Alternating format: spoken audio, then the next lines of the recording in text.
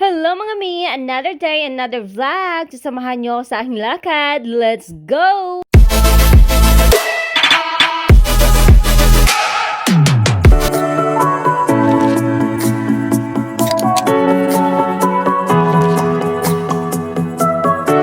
Today nga pala mga Mima, may appointment ako sa job center. Kaya nag-iisa lang si ate mo girl dahil hindi ako sinama ni Daddy Ralph at dahil din may appointment si Dodong Max sa doktor niya.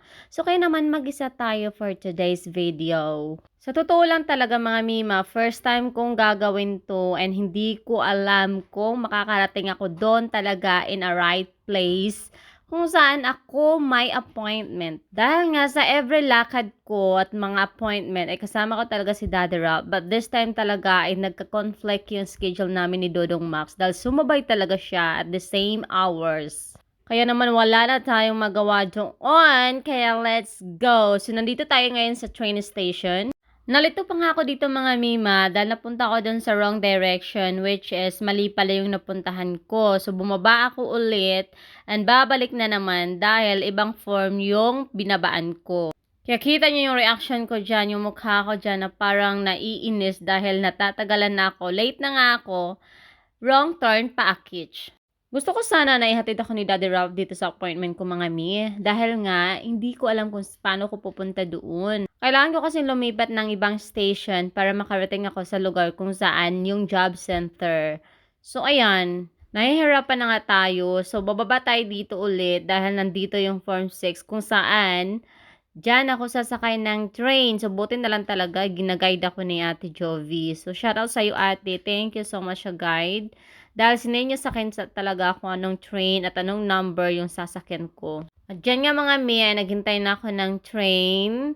Medyo matagal nga siya. So, okay lang. Carry naman. So, wait na lang tayo. Natutuwa lang talaga mga Mia. 11 AM yung appointment ko doon sa job center. Pero dahil Filipino tayo, kaya naman late tayo palagi. So, anyway, kasalanan talaga to ng alarm clock ko dahil hindi talaga siya nag-work. Ewan ko ba kung bakit na-turn off ko yun. Hindi naman din ako ginising na Daddy Ralph.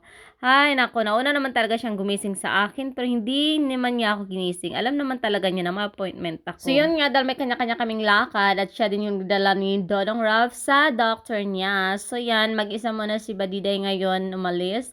So, nandito na nga ako sa job center area kung saan walking distance lang naman at buti na lang talaga malapit lang siya sa train. Pero na wrong turn pa talaga ako dito mga mi. Hindi pala ito yung area kung saan yung building ng job center. So, ayun, nagtanong-tanong pala ako dito kung saan nga pala yung building na yun kasi para namang expert tayo dito, 'di ba? Nahihiya pa talaga akong magtanong. Hindi ko alam kung paano ko sabihin in Deutsch, pero buti na lang talaga guys may turo sa akin na nakaintindi ng English. And baby boy siya mga mi. Charing. At dito nga, nagwa-wonder na si Badiday. So anyway mga mi, so pupunta na ako dun sa building kung saan yung job center. So waiting na tayo dito sa traffic light dahil kailangan nating tumawid. So, para akong tanga dyan. Naghihintay pa ako ng traffic light na mag-green. Black pala siya. So, pwede ka na pala pang tumawid dyan. Andun na lang sa kabila maghintay. So, para talaga akong tanga, no? Kinakabahan na nga talaga ako dito mga mi dahil sobrang late ko na. 11 AM yung usapan, yung termin ko. Tapos dumating ako dito mga 11:30 na, ganun. So, buti na lang talaga is malapit na ako. Pero pinagdasal ko na lang talaga mga mi na sana tanggapin pa nila ako 13 pa nila ako dahil hindi ko naman siguro kasalanan. Kasalanan ng alarm clock ko yan. Talaga sinisisi ko yun. Sobrang init pa talaga ng panahon. Ewan ko ba, dahil nga summer. So, syempre gusto naman natin yung summer pero nagre-reklamo pa tayo. Tapos ngayon ito, ang dami nating mga chichibureche. At dahil nga hindi ganun kakapal yung mukha ko, kaya naman umuwi na ako and then after nga pala ng appointment ko dyan, buti na lang talaga in-entertain nila ako. So balik tayo kung saan tayo uuwi at sasakay. So ito, naghihintay na naman tayo ng train ulit and kita nyo, walang medyong tao. So, yeah, upo lang muna si Mami. Ang dami kong kadramahan sa life. So, anyway nga pala, inaantok ako niyan mga mi dahil nga pagod ako and hindi pa ako nakatulog whole night. Hindi ko talaga alam kung bakit kagabi hindi ako nakatulog. Puyat na puyat talaga ako. Makita nyo, ang tamlay-tamlay ng mata ko dyan dahil nga talagang gusto ko nang matulog. Parang ang anghang ng mata ko. Sa isip ko talaga may pinagdasal ko na sana pag uwi ko ng bahay, tulog na si Dudong Max para naman makapagpahinga, akits. Para kasi sumasakit yung ulo ko mga mi. Lalo na sa sobrang init ng panahon ngayon. Diyos ko. Ang tagal talaga ng train. So, ilang minuto talaga akong naghintay dyan. So, napalan ko na rin yung mukha ko. Syempre, magpi-film-film tayo kahit saglit lang. So, ayan na nga. Nandito na yung train.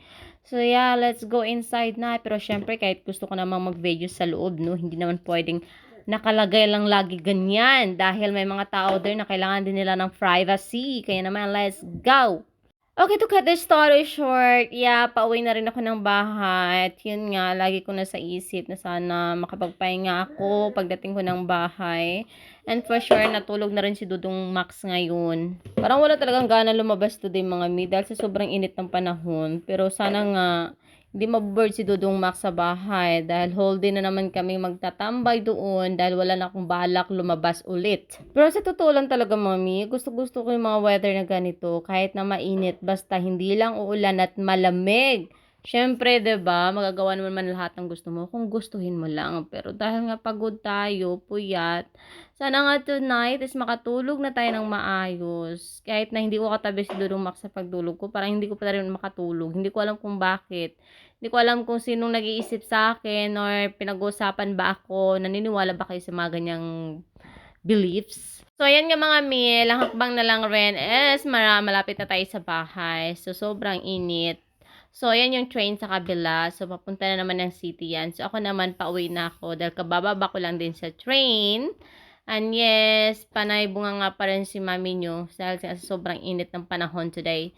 So, yan. Buti na lang binuksan na tayo ulit para makatawid na naman. So, about nga pala sa termin ko, I mean, appointment is, it's all about support here from governments. Pero, hindi ko na lang ilalahad sa inyo lahat yun dahil it's about, personal. So, yeah. So, uwi na tayo sa bahay. Lakad-lakad konti at exercise din si Buntis. Kahit na sobrang init, pero carry lang. At dito nga mga mi, ay tanaw na tanaw ko na ang aming paligid. Oh yeah, diba? So finally, makapagpapahinga na rin sa Buntis. So thank you so much. But first of all, yeah, haggard na tayo. Haggard na yung fish lock natin. But carrier lang yan. So sa hello to my baby girl out there. See you soon. And yes, mga mi, thank you so much for watching. Bye!